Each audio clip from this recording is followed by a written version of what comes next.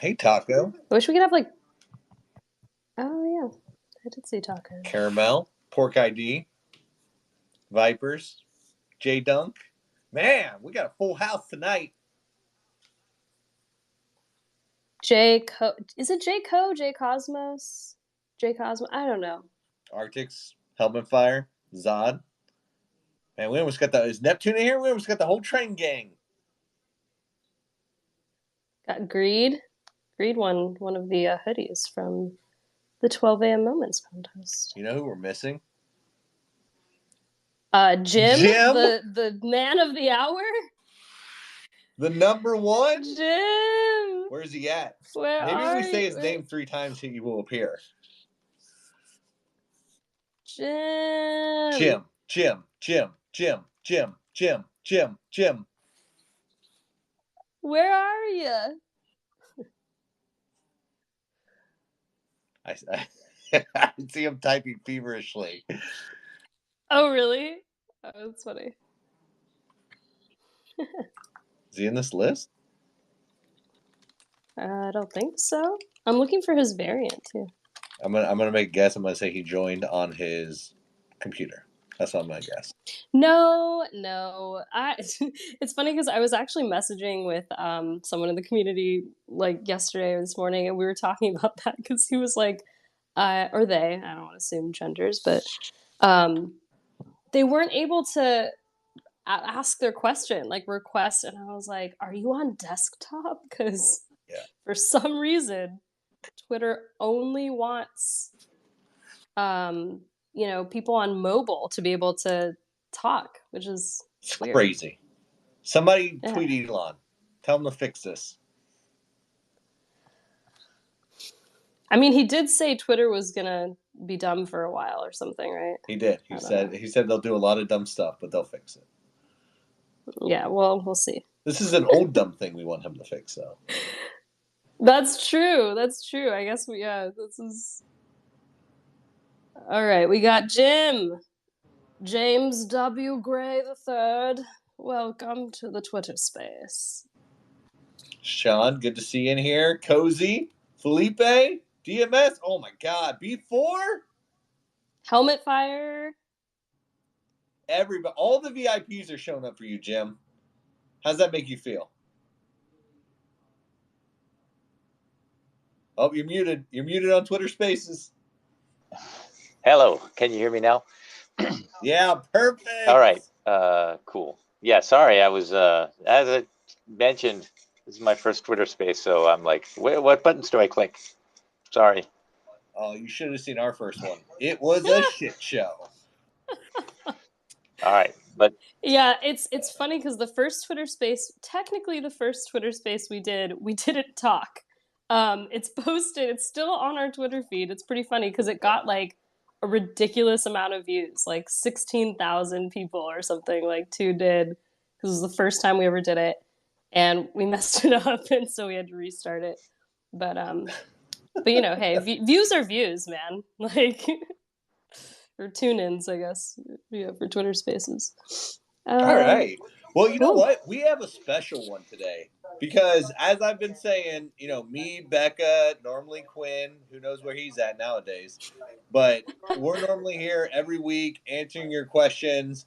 And then we realized, like, based on the questions coming in, that it would be good to start giving some time to the other members of the dev team, the ones who specialize in level design, like Brad in the last Twitter Spaces, or Jim, who's our director of gameplay engineering. In the future, who knows who we'll have. We had Bacon on for one to talk about art direction. So we want to make sure that you guys have access to everybody on the team whenever it makes sense, because Jim's opinion and perspective and outlook on things could be drastically different than mine or Becca's or Quinn's. Plus, he knows a lot more about certain aspects than we do.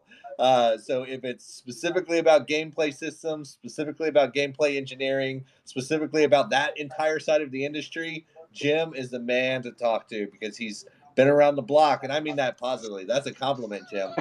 Thanks. Been around the block, created some amazing systems. Why don't we open it up with a little get to know Jim? Like, tell us, some of the games you've shipped, some of the games you worked on. You know, we know Advanced Warfare is on there, one of the greatest Call of Duties of all time. Oh, thank you. Undisputed, right? Yeah, very kind of you to say so. So yeah, the first big game I worked on, which I mean I considered a big game, was Aragon. I think we shipped that in 2006, if I recall correctly. Yeah, it was. Some people may have read the book and or see the movie, and we made the game based on the movie.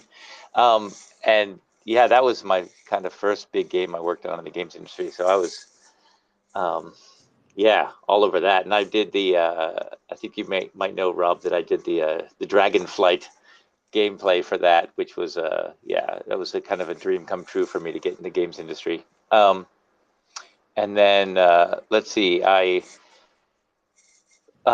worked for a little while. Yeah, it's kind of weird. I had a lot of unshipped games for a while, and kind of a claim to fame is that I worked on two famously unshipped games for Lucasfilm, for LucasArts. Oh, don't break my heart. Yeah, one of them was the Indiana Jones game, which there's a ton of, you know, like we made demos for GDC and stuff. It's like this Indiana Jones game, which we had so much great tech for that. It was basically the staff. It was the thing that you're going after as Indiana Jones was the staff of Moses. And so we had this great water tech where you could part the water and stuff like that with the staff of Moses. And it was a fantastic water sim that I don't think any other game had at the time. But anyway, that got canceled. Still doesn't. Yeah, it was awesome, the interactive water. But there was that, and then 1313. I worked on that as well, which the bounty hunting game. Yeah, two, as I say, famously unshipped games from LucasArts. And then after that, it was Advanced Warfare, and I worked a little bit on the WW2 game at Sledgehammer. And then after that, wait, Jim. You worked on World War II? Oh, yeah, a little bit, like for the first year of that development. Oh my gosh. Wait, were we coworkers and I didn't know it? I was there for the first year of that development. Where were you? I mean, when did you join? I left Sledgehammer around 2016. That's literally when I joined. Okay. So maybe we just missed each yeah. other. Oh. Possibly. Yeah, I basically at that time I was working on the Jeep gameplay. I was on the single player team working on the Jeep with Dan Steamer was the designer I was working with, and we were working on the Marinier level. And then I think I handed that off to a guy named Andy to continue work on the Andy Moore to continue working on the Jeep. Anyway. I left Sledgehammer to go do virtual reality. You know, I was a huge, I still am a huge believer in VR. I feel like VR is, I mean, it's obviously very different from other games, but it's got a great immersive quality to it. And so I joined ILM X Lab, and the sort of my main claim to fame at ILM X Lab was working on three experiences, you know, which we co-developed with the Void. The first one, a lot of people have played. I talked to people and they're like, "Wow, I did that thing." It's called Secrets of the Empire. It was a pretty awesome. One of my favorite VR experiences. There you go. I still talk to people today, and they're like, "Oh, yeah, I was the lead programmer on the Secrets of the Empire," and people are like, "Oh, yeah, that's awesome. Thank you for making that." So it's really gratifying that people, you know, did that experience, because it was only playing in like about 10 locations around the world. So you really had to. The main places were Disneyland and Disney World in the you know, in the mall outside of Disneyland or Disney World, and so yeah. But I think it was super fun to build those VR experiences, and oh, I guess it's okay to do a spoiler because I don't think you can even play that game anymore. But one of the big spoiler at the end is that you fight against Darth Vader, and so twice when I was at X Lab, I got to do the Darth Vader AI, which is yeah, also kind of a dream come true, dream come true kind of thing, to allow people to have that experience of fighting against Darth Vader. And of course, it was all, everything we did at X Lab was canon. And so you couldn't kill Darth Vader. So the goal was to at least, hit him and do a little damage to him. And so we kind of made it really challenging to even hit him. There was like it was 4-player co-op, and you all had these blasters. And so you're all shooting at Darth Vader, and to just get one hit on him was already an accomplishment. But yeah, as I say, it was canon, so you couldn't kill him because it took place between Star Wars episodes 3 and 4, and so Darth Vader obviously is alive during episodes 4, 5, and 6. So yeah, you can't kill him. Anyway, so that brings me up pretty much up to date after X Lab. There was a little bit of a short stint, which I'll skip over, which was a great experience, but I didn't actually ship anything. And then on to Midnight Society. So here we are.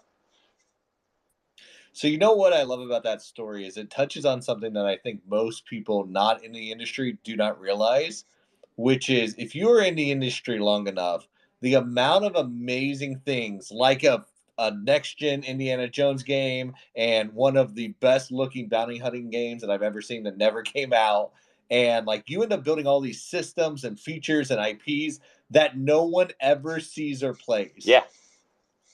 And it is crazy the amount of great stuff that is made in this industry that you never see. And the reason I bring that up, because it is just another daily reminder, a sign from wherever, that this is why we develop games the way we develop. Yeah. Because most of us are sick of making stuff that no one ever sees. Totally like, right. Even with this, whatever happens with Dead Drop, right? Like, obviously, I'm very confident. I'm very bullish on Dead Drop. But whatever happens with it, at least we have this time together that we're already playing everything we make, we put it out. Yeah. Everything that gets built gets put out. And even we're probably going to play stuff together in these early snapshots that won't even make the final game, right? Yeah. Like, we'll decide as a community of like, oh, let's pivot away from that, or let's cut that, or let's focus on this instead, right? Yeah. So that's even cooler that we're in this early access pass stage that we're in. We're going to get to play those systems that some people one day will never get to play ever. Totally right. And it's just reaffirms it. You got a lot of 100 emojis and also heart emojis for that response, Rob. Oh, nice. Thank you. I'm trying to actively not listen. So we're doing Twitter. We're recording the video of this Twitter space, but we're obviously also on Twitter Space on our phone. So I'm trying very hard not to look down at my phone, because if you watch the videos from last one, like, we are constantly looking down at our phone. It's literally just like the top of Rob's head, which is, it's a nice head, but I got it. Me and Jim, we share one thing in common, which we have a lot of hair. We are hair blessed. You guys got cool haircuts, yeah, for sure. Mine is a hair non-cut. I do not. Yeah, that's fair. Yours is a hairstyle as well. I'm going for that 70s, just don't cut it style. Jim literally asked me yesterday, he was like, are we going for the Robert Plant look? And I'm like, yeah, dude, Robert Plant is awesome. Who doesn't love the Robert Plant look? Yeah, if Becca hadn't encouraged me, then I was going to, tie my hair back and try to look respectable. No, let it breathe. Nah, we don't live your life, Jim. Here. Yeah. So I also was like, are people going to even know who Robert Plant is? It's fine. Go ahead. You never know whether people are hip to that, but I wanted to echo some of what Rob is saying, because I've had sometimes I've seen the reaction to what we're doing at Midnight Society that's like, is this even feasible? Is this even like a thing that someone could do, releasing every 6 weeks? And my honest feeling is it is not that different, you know, than what we did at Lucasfilm. Well, I worked on those 2 big games which were canceled, and what we're doing here is actually not that different, except that what happened at Lucasfilm was we would do like a 6-week milestone thing, create a bunch of stuff, and it would get sort of shown. You know, they would tell, I wasn't in those meetings, but it'd be like some very small executive group.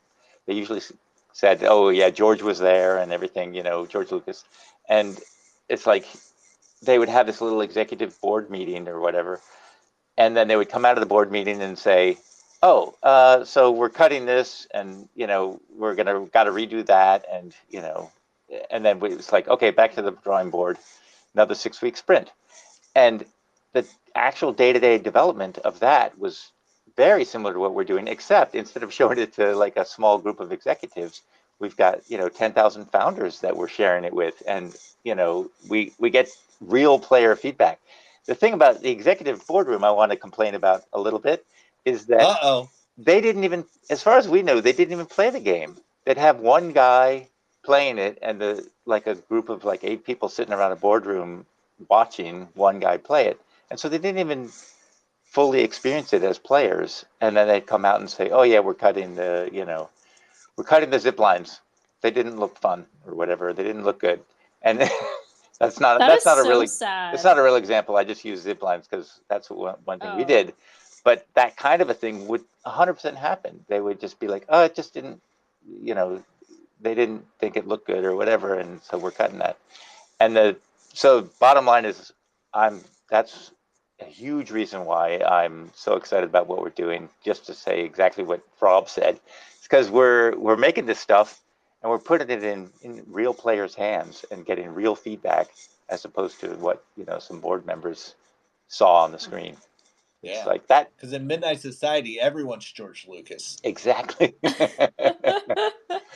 We're all George, everyone, or I like how you just said George, and then you're like, well, let me clarify, George Lucas. Yes. Not George Humphrey. Nobody gives a shit what George Humphrey thinks. Well, the thing is, occasionally I say to people, like when I was at ILMX Lab, I'm like, it's part of ILM, and people are like, what's that? It's like, people, you know. Get some culture. I you know. swines. ILM is dope. I'm like, Okay. ILM literally makes all of the dope Star Wars things. Industrial, that you light, and magic. Exactly. So yeah, I don't know if everybody knows who George is. And or Robert Plant. They don't know who George Lucas is. My heroes. Get out.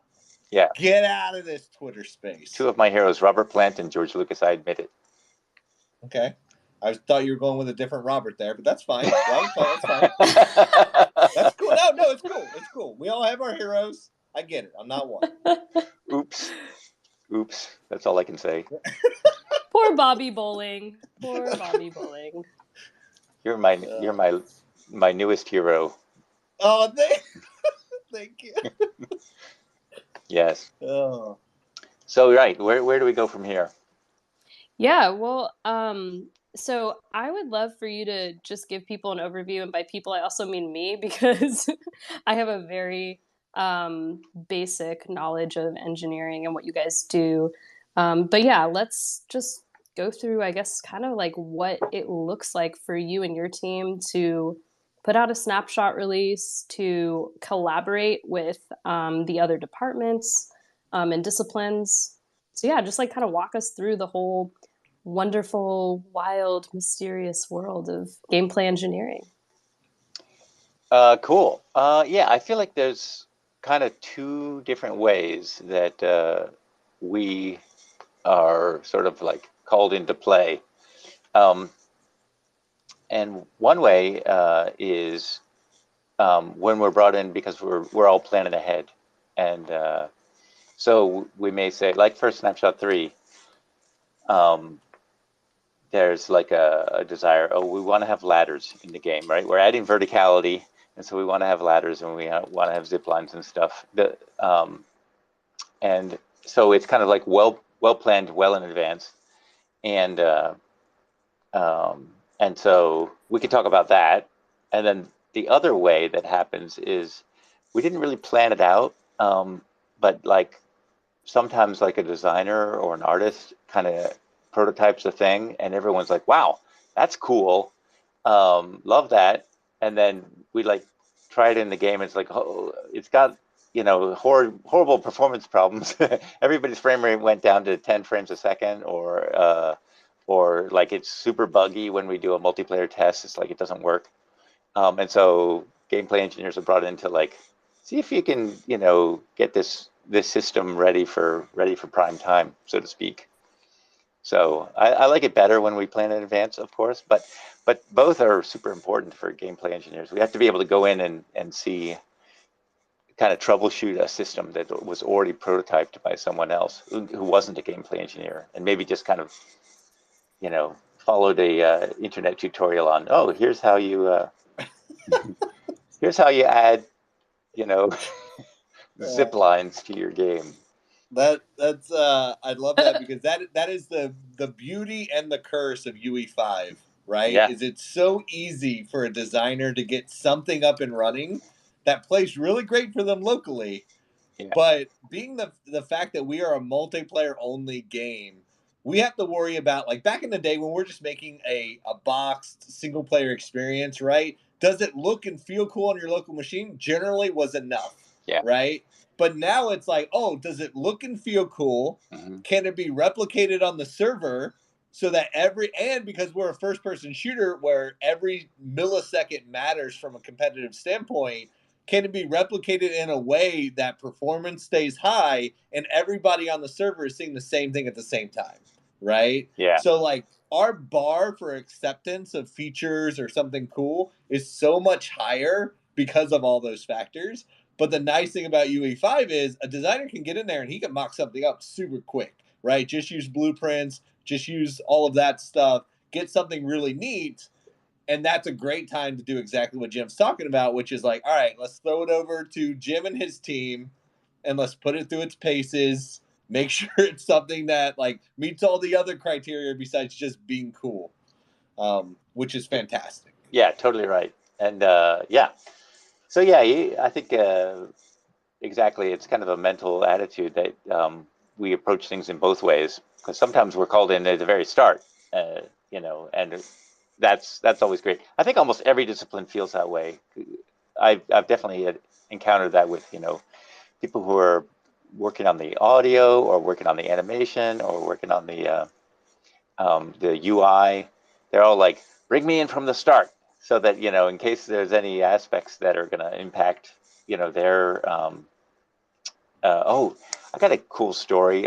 It's almost unrelated to gameplay engineering, but this is a cool story that shows why we need to do what we do at Midnight Society, which is include all the all the different disciplines.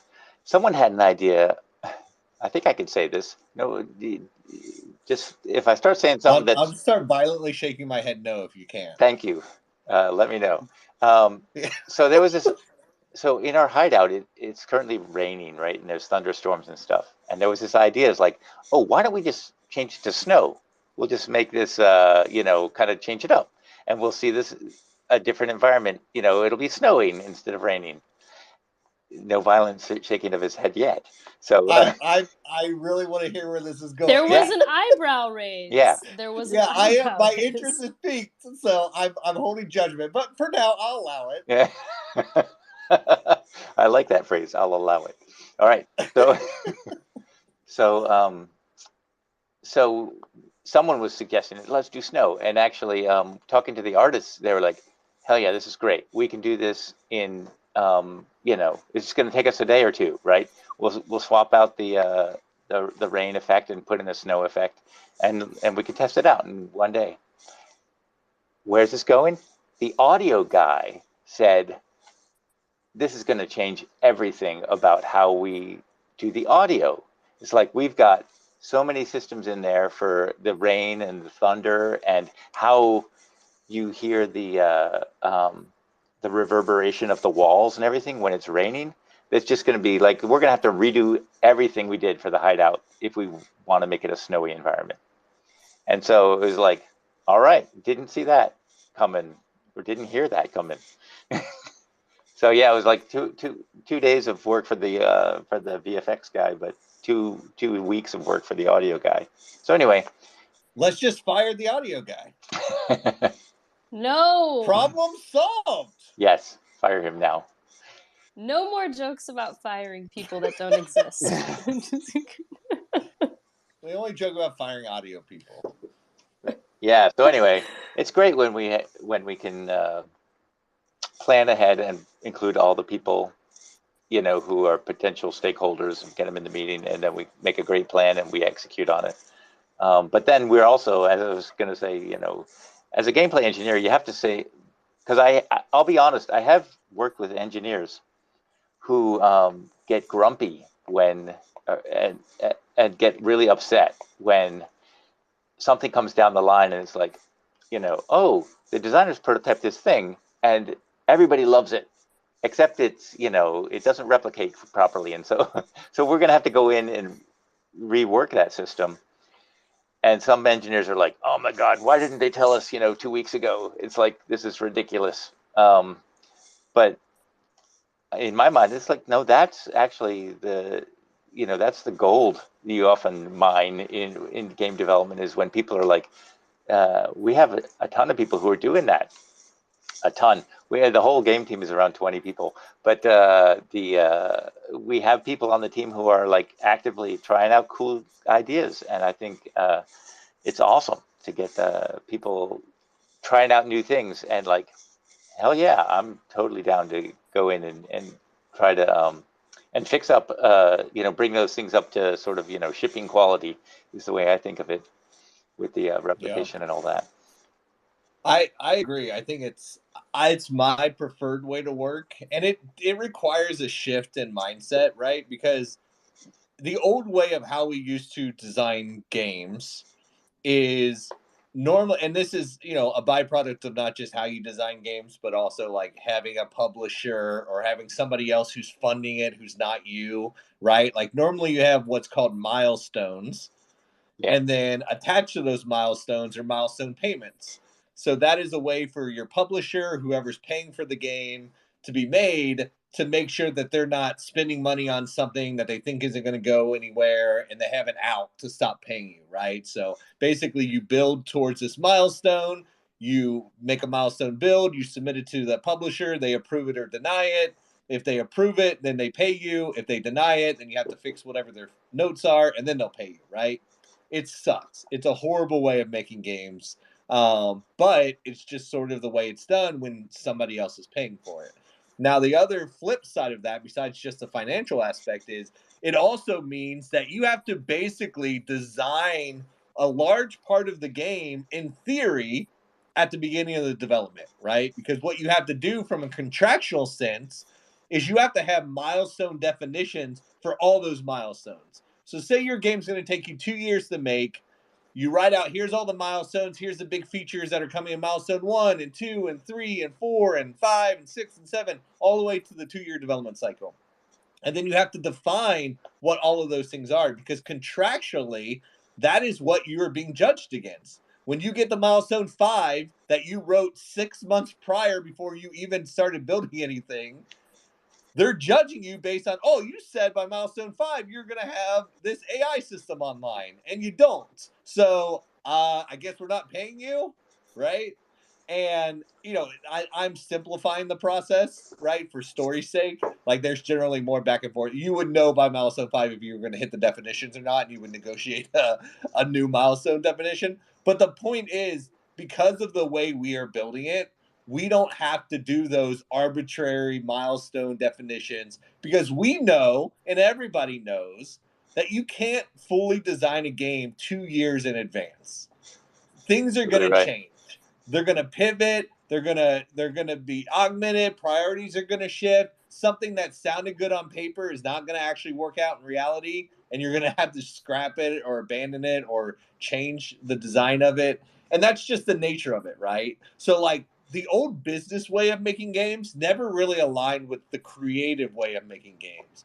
And by doing it this way, where anybody on the team has the freedom to try something cool, put it in, get the feedback of everybody on the team, and then if the team can get it optimized, if Jim and his team can get it into the build, get it feeling good enough to get it out to our variants, then we can all decide, like, is this something that needs to be in the game? And then we can change the next sprints, right? The next snapshots, right? Because snapshots are kind of like our milestones to reflect however we felt about that previous thing instead of being sort of like chained down to this document that was written by an executive 2 months prior. So I think creatively it's more fulfilling. I think just from a quality standpoint, you get better results doing it this way. And we are fortunate that we get to do it this way because we're not, we don't need to take other people's money to build this thing, which is great. Yeah, totally agree. I give you thumbs up for that. Woo! I did it. Yeah, that, I'm not sure how to respond to that, but I love what you're saying, and it totally corresponds to my experience as well. So yeah, love it that we're maybe I'll say a little bit, which is that, and this is, I don't know, another thing. I never know how much can we talk about the future, but anyway, very little. We have. I'm going to be very vague here. Obviously, we're working on Snapshot 4 right now. And we have, I would say we have a really clear idea what we're doing for Snapshot 5. And then for Snapshot 6, it's kind of intentionally a little bit sketchy what we're doing for Snapshot 6. Seriously. And then beyond that, I don't think we have anything really even sketched out. I mean, we have ideas that we've talked about, like, for example, we want to be on PlayStation or Xbox. That's maybe a bit of a spoiler. That's not even, we haven't even nailed down a specific date for that. And that, I love that, because right now we don't know enough to say when we're going to ship on PlayStation or something, right? It's like, speaking purely from the engineering side, it is not that huge of a thing for us to build, to take what we have right now and put it out on PlayStation. But I don't think we're going to do it in the next 3 snapshots because, there's Sony to negotiate with on, like, can we even put that out a snapshot on PlayStation? And you would know more about that than me, Rob. But I just feel good that we haven't, like, put it on the date and have engineers working on it and stuff, because we don't know the date yet. So why would we stress about that? Yeah, something like that requires there's a lot more business arrangement stuff that impacts it more so than our technical ability to do it. Technically, we get it on PlayStation and Xbox very quickly with how we're approaching things, but there is certification to deal with. There is, allowing games this early on the platform, if they even allow it, right? Like, there's a lot of negotiations that we have to get through on that front. Yeah, exactly. It's whereas the Unreal Engine supports it pretty much out of the box, and so as soon as we sort of get through all that negotiation stuff, we can start, working on that. And also, since one of the harder problems, it's kind of two main. This is maybe a bit of the engineering detail, which people might be interested in, maybe. That's why you're here. Yeah, let us have it. So for that stuff, like getting on Xbox and PlayStation, there's kind of 2 engineering problems. One is getting the controller mapping solidified and get that the whole input stuff working. And then secondly is essentially getting it to run at frame rate reliably, consistently on that particular platform. We want it to look as good as possible while maintaining like 60 frames a second. And so on that note, we're already doing the controller stuff. So we constantly are evaluating with everything we do. Like I think we did a pretty good job with the zip line and the ladder and all that stuff for Snapshot 3, where you can play the whole game with controller now. And so we've pretty much got that piece done. So the next big piece that we'll have to do when we cross that bridge is how do we tune things like the the shadows and reflections and all that kind of graphical stuff, so that it runs, looks as good as possible. And I mean, it's more than just tuning. We may actually have to modify some assets, possibly. So it's kind of a collaboration between the art department and the engineering department to get it to look as good as possible and still run great. But yeah, I feel like we're doing all the stuff that we should be doing right now towards that. Yes. And while we're still negotiating with Sony and Microsoft, I just want to say that they're both incredible platforms with beautiful, good-looking people working on them. Super powerful, great purchase. If you don't have one, get one this holiday season. They're great. Yes. Yeah, just want totally. to put that disclaimer out there while we're still negotiating with Do them. I need to add like hashtag ad to this Twitter space? That ain't paying me nothing. I just want them to approve our snapshot. I know. Yeah, it was a noble, valiant effort. Those. We want to be on those platforms. That's all there is to that. No monetary transaction. Just let the game come out early. Give the people what they want. Yeah. People want to play it on PlayStation. Yes. Right. Actually, I just thought of something. Cross-play. And it's like, yeah, once we get there, we're going to want to talk about that. I assume we were going to want to do that. I haven't fully thought through the details of how we're going to handle that. But that's that is one of the major reasons that we partner with Pragma in the early days, is to assist us in our cross-play functionality from the earliest stages. Yes. So it is on the radar. Nice. But also a little early to get into the weeds on it. Exactly. Yeah. So it's not on the it's not on the what do you call it, the roadmap yet, the date. So Becca, you look like you're about to say something. Yeah, we have a question. Anybody have questions? So not a ton of questions yet. There's some comments though. I did want to read a comment from J Cosmos.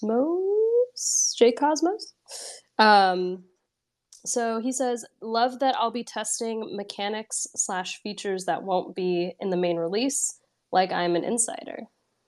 So that's interesting to hear that, people actually like that, which I think is cool also. Yeah. I would have died to do this with some of my favorite games growing up. Yeah. Right? Like if you got to play it through the stages, like we had to wait till the game was out, and then you get like Nintendo Power or, some other gaming magazine, and then you read about all that in development stuff, but you never get to see it or experience it. Yeah, this is my favorite part. And you also don't know, in those cases, you don't know how much is bullshit and how much is like the reality. Right? Right. Whereas, the way we're doing it is, anybody who's got a variant pass, they can test for themselves. Is this bullshit or not? Are they really ziplining around and whatnot? Right. Yeah. Or is it just a marketing video? Mm-hmm. Well, we wouldn't do that. But some marketing teams might. That's not what we're about.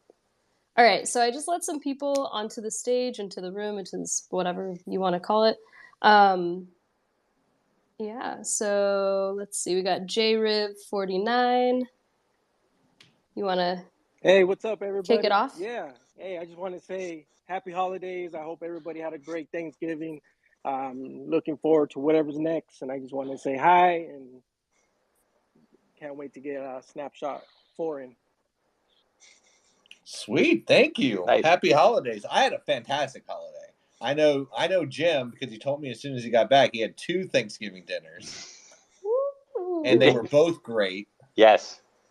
Exactly. For some reason this year, my family was split into 2 places. So, but yeah, they were both great, lovely holidays. Thank you for that. And happy holidays to you. And not yet. I see Rob shaking his head. No date yet. Let's not make any promises yet. No promises. Yeah. We're anxious to get it in your guys' hands because we are doing some cool shit. That's all I can say. Cool shit. Yeah. That's a good tagline for SS4. We're doing some. Yeah, I like it. All right. Who else? Kyle Beasley, Johnny Vice. Yeah, Hey. Good to talk to you guys again. Hey, I'm just curious. Is it James or Jim? Whatever one you go by. I usually go by Jim, but yeah. Oh, okay. Hey, Jim. I got a quick story about that. Can you stay on the line for 30 seconds? Absolutely. Absolutely. When I was first getting started in the, as a computer scientist, there was another guy. You can Google him. His name is Jim Gray. He's a famous guy. He did like database, a bunch of database research and stuff. And I was I was at the time trying to do some database related research as well. But my name was Jim Gray. And so I was like, I don't want to be confused by that. I mean, that guy's already famous, and people were kind of asking, "Are you the Jim Gray?" And I'm like, oh, so really? ever since then, I've had this tendency to spell my name out, James W. Gray III. I'm not that Jim Gray, but yeah, I go by Jim informally. So yes, please call me Jim. That's actually a really good story. I guess I'm just curious more about your guys' background and how it kind of correlates to coming over and working with Unreal Engine as the the platform here. And so I assume the other companies and places that you've worked, you weren't really using Unreal or maybe custom solutions. And how does that correlate to moving over to Unreal? Was there hiccups or was there anything, is there any sort of issues or just oddities coming over and working with Unreal compared to those other systems? That's a great question. And I guess since we're doing gameplay engineering, I'll take it. When I worked at Sledgehammer, and actually every studio I've ever worked at, including LucasArts, LucasArts, after I left, they started to use Unreal Engine UE3. But while I was there, we were still using their custom internal engine, which was called Ronin. And so at LucasArts and also all the previous jobs, all the way and including Sledgehammer, working on Call of Duty, those were all so-called proprietary engines. But then when I worked at XLab on the VR stuff, we did use Unreal 4. And I have to say, Unreal 4 is hands down better than all the... There's like maybe one thing I can say that Sledgehammer had that was better than Unreal. But for the most part, we wanted our engine and our tools to work like Unreal. In terms of the integrated editor and all that stuff it's just amazing. And from my perspective now, is Unreal is just amazingly good compared to all those proprietary engines I used in the past. There are certain features that those engines have, and some people will make an argument why a proprietary engine might be better, but no, I love Unreal Engine, and so I worked with it for about 5 years at XLab, and that was all Unreal 4, and so it was very smooth for me to jump into Midnight Society, where we're starting out on Unreal 5, because we had used all the way up to UE 4.27 or whatever, and the move from 4.27 to UE 5 was very smooth. So high level, it's fantastic. And you kind of asked also how transferable are things. I think the concepts are, generally speaking, are very transferable. For the most part, very transferable, but sometimes Unreal just does things better. And I'll give two examples. We touched on replication before. Unreal, in my book, is just amazing for their multiplayer support, which is the whole replication thing. They have ways of replicating individual objects, individual variables on the objects, And then also they have what they call RPCs, which are basically remote procedure calls. And so making, like, if the server wants to make a function call on all the clients out there, it can do that. And it's like, just call a function on all the clients, and you can mark those as reliable or unreliable. There's times when you want to do one or the other. And that whole system that I just kind of sketched out there with the replication and the reliable and unreliable RPCs, we didn't have that on yeah, on Call of Duty. And so if you wanted to make a new object that was replicated, it was a huge chore. And I did that a couple times where it was like, I mentioned like the Jeep, like making the Jeep replicated was just a huge, a huge mess. So, I mean, I shouldn't call it a mess. It was just a very laborious, cumbersome process. Whereas in Unreal Engine, it's like a checkbox. You say, oh yeah, this should be replicated. And not that it's that simple. I don't want to oversimplify it, because there are times when you have to think about it very carefully, exactly which variables to replicate and all that stuff. But the fact that Unreal supports that is amazing. That was one of my examples. And the other one I want to mention is their collision system. Man, it's so well thought out in Unreal. In terms of, they have like two ways of colliding. One is overlap and the other one is blocking. So, for example, you can have a bullet that, gets blocked by a brick wall, obviously. But you may also want to detect if the bullet, I don't know if you have like like a I'm going to make up something here, I guess. Like, so say you have like a box that if the bullet goes, the bullet can go through it, but it will trigger an explosion in the box, and the bullet will keep going. So the bullet will hit what's behind it too. But it will also, if it overlaps the box as it's going through, then you want to detect that event. So in Unreal, this was a realization for me when I first started to use Unreal, is the distinction between detecting overlap events versus block events for any kind of collision. And that's another thing we just didn't have working on Call of Duty. So anyway, I love it. That was a long answer. No, that was great. That actually perfectly answered what I was thinking.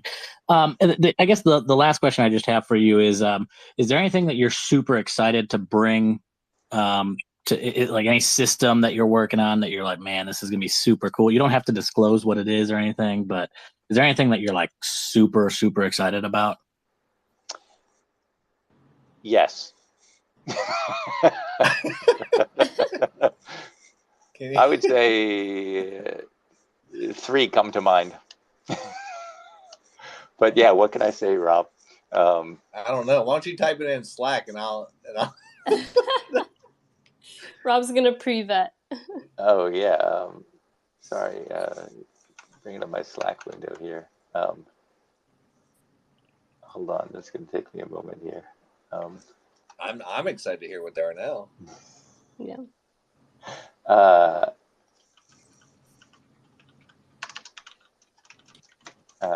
Yeah, why he types that out? What he talked about is like how replication is easier on Unreal Engine. Like that's stuff. It might sound minor. It's not minor. I don't know if it sounds minor, but if it does, like, I don't think it sounds minor. The combination of those wins are the things that like are the difference between deciding if something makes it into multiplayer or not, right? Like if you look at a game like Call of Duty that has a single player and a multiplayer, sometimes you'll have features or objects or things, mechanics in single player that don't make it into multiplayer, because there's always that decision making that happens, which is like the amount of work it would take to replicate this. Is it worth it? Right? Like, should we? Oh, this kill streak's really cool in single player in this mission, right? It's like, oh, what if that was a kill streak in multiplayer? Well, I mean, what would it take? And that those are the things that often decide if something makes it across the gap or not. And I was gonna say, from just like a workflow, productivity, project management standpoint, like if you put in all that work to build something and make something, I feel like it's like, why would you want to do all of that work again? Like, just make it easy enough to, like you said, you maybe have to make decisions about which variables to replicate and things like that. But like duplicating as like a concept or replicating, right? Yeah. Just like Yeah. should always be easy, I feel like, or you know, as easy as possible. Totally. And I want to admit up front that I'm a bit of an Epic and Tim Sweeney fanboy. He's another one of my heroes. Tim Sweeney, the CEO and founder of Epic Mega Games. So True. David Did I just get bumped down the list, or I did just, Tim Sweeney get added to the list? No, you're in the top 10. top 10 now. Ooh. You could be 10 or you could be 2. That's a big. I'm range. Somewhere, yeah. Yeah. Somewhere in there. So Tim Sweeney, he started out making, I don't know which year exactly, but around 1995, he made like the very first Unreal game and the very first kind of version of his engine and whatnot. And so they have been, and there's been, you know, he's been the CEO and I guess maybe originally he was CTO, I don't know, or just lead programmer, or who knows what his role was originally. But he's been looking after the engine since those days.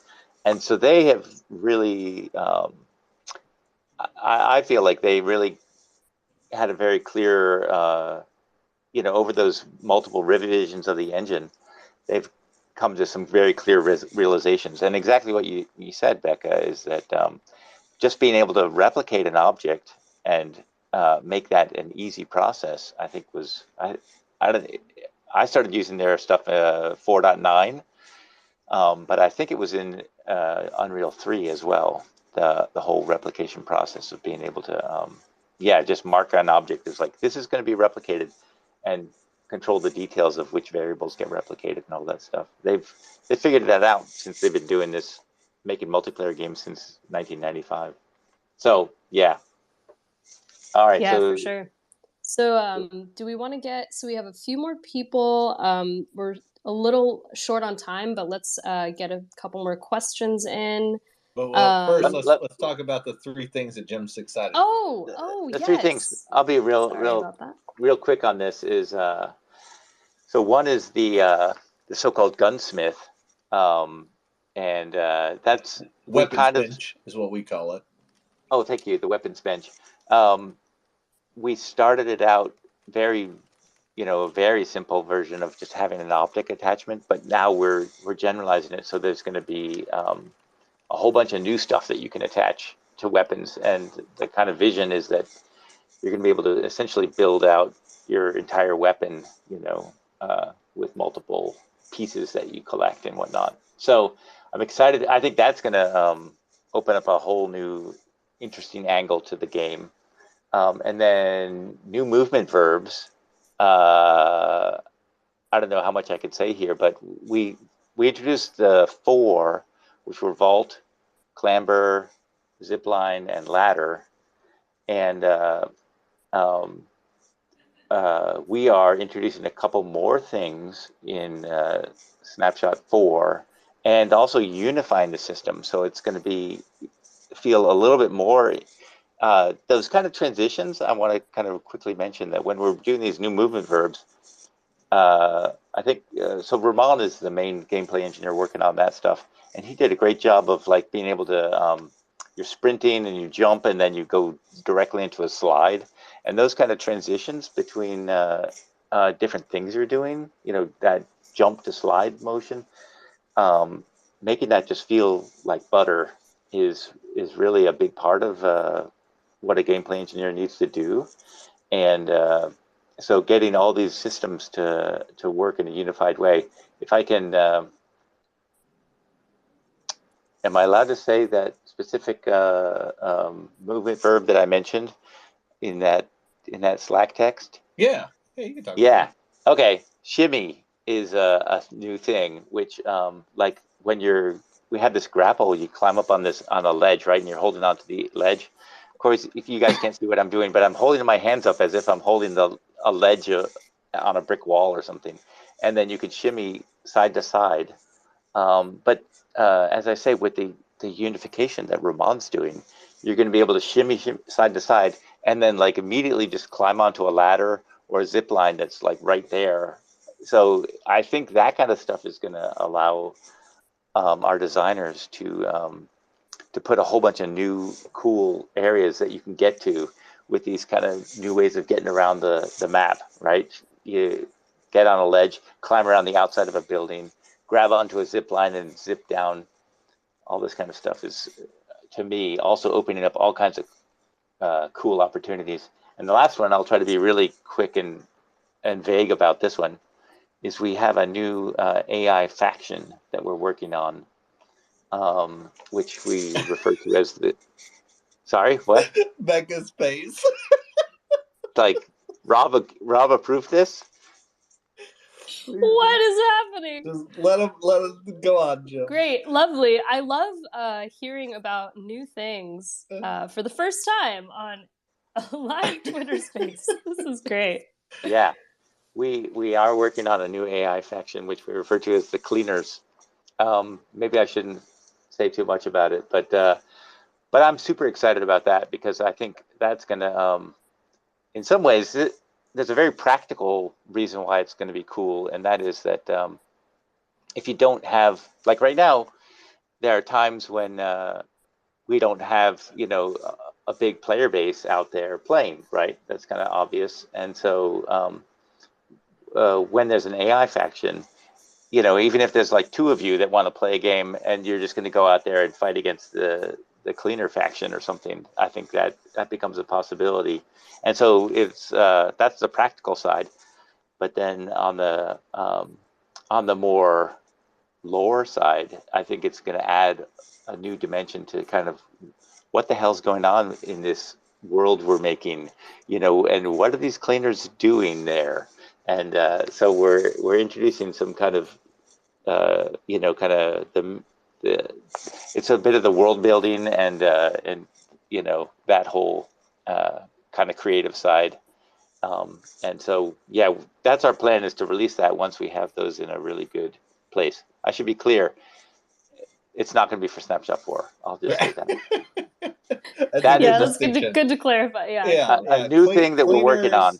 Cleaners is one of those features that is built over many, many snapshots, right? Like there are a lot of systems that do not fit within a 6-week development cycle, which is fine, right? It's just like, we have people like Dave Walker who's been working on it for a while. He's going to continue working on it for a while. But it's also something that you might see an early iteration of at some point, but that's not the final iteration, right? Like they'll continue to get advanced. We'll find more interesting ways to use AI. And that, along with, the movement verbs, or what I call advanced movement, is that's an example of what we talked about earlier, is like, that might be something where we might add in an advanced movement state that we end up cutting by the time the game ships, right? Because we might get it in there. We might throw in a bunch of different ways to get around the map. And then we play it as a community and we're like, yo, that sucks for whatever reason, right? Like maybe it feels good, but it gives too much of an advantage to somebody, or it like makes the game not feel tactical anymore, or whatever, right? And we decided as a community to like move away from it. That's entirely possible. But that's part of the process, right? And that's exciting. All right. I want to share a comment real quick. Oh, wait, do you have to go? I do want to share this really awesome comment from Jaden White. It says, currently a game dev student at Full Sail University. This is extremely insightful. Also nice. 12 a.m. But yeah, so that was also my hope too, is like Jim has such a wealth of knowledge, and like all of your stories and anecdotes are so cool and like very insider information kind of thing, where a lot of people don't get that from game development or game devs because they aren't usually allowed to talk about stuff. Yeah, I'm constantly looking at Rob. Can I say this? It's like, yeah, I mean, like you previous studios, previous studios were like, no, don't say anything. So yeah, Right. I'm glad that we're so transparent with what we're doing, and yeah, it's And I really think awesome. too, like to hear from someone who's a student is just awesome because it's someone who hasn't broken into the industry yet, but is joining the Twitter space to hear you talk about what it's like and how it's been and how it's changed. And like, I don't know if you ever worked, on Unity, but like you have so much experience with Unreal. You also have experience with all these other proprietary engines from different studios. So I think that's really cool too, to just hear that, maybe someone who's just starting out, it's like maybe learning, building their own thing and using Unreal is enough. Um, to sort Yeah, of, I mean, it's kind of like how Blender, right, nowadays, if you can teach yourself Blender, you can like do everything with Blender. It's just like, hey, do you know Blender? You could probably make some really awesome stuff just with that, and be considered for a job in the gaming industry. yes, I totally agree with that. And I'm, as I said before, I'm a fan of Unreal, and I think that, in my view, the division between Unreal and Unity is made on Unity, and a lot of AAA games are made on Unity on Unreal. That's, of course, that's there's exceptions to that. Um, I'm kind of partial to Unreal also because you get the full source code. That's one thing I love about it is you can download every last piece of the source code for Unreal Engine, so you can see whatever your interest is. If you're interested in the audio side, or you're interested in the gameplay side, or you're interested in I mean, I'm talking about engineering, of course. If you're interested in how does the audio actually work in the C down to the C++ code, you can actually go through and read it, actual code in Unreal. Unity, I think it's very difficult to get access to their low level C++ code. But so that's one reason why I love the Unreal Engine. And my not everyone will take my advice. I recognize that. But if I was starting out in the industry now, I would go straight to Unreal Engine. I think there is a steeper learning curve in Unreal. I recognize that. So I would say a good strategy is learn C++ and start doing stuff in Unreal Engine is a great way to get into the industry. And yeah, that would be my suggestion. Even though, yeah, when I started game programming in the year 2000, you couldn't get the source code for Unreal or any other big engine. And so I started out by building my own game engine, which is a wacky. I mean, it was kind of the thing that a lot of people were doing at that time. Now it doesn't make as much sense, as I say, since you can get all the source code for Unreal for free. Anyone can download it as long as you have a PC. You can download it and start messing with it. I say messing with it. What I mean is, start building things. And the rough answer is, I think we generally, for like, what does it take to get into the industry?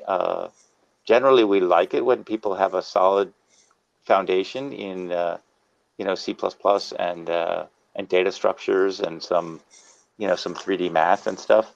But then also someone who went beyond that to actually build something. So yeah, for me, if you're fresh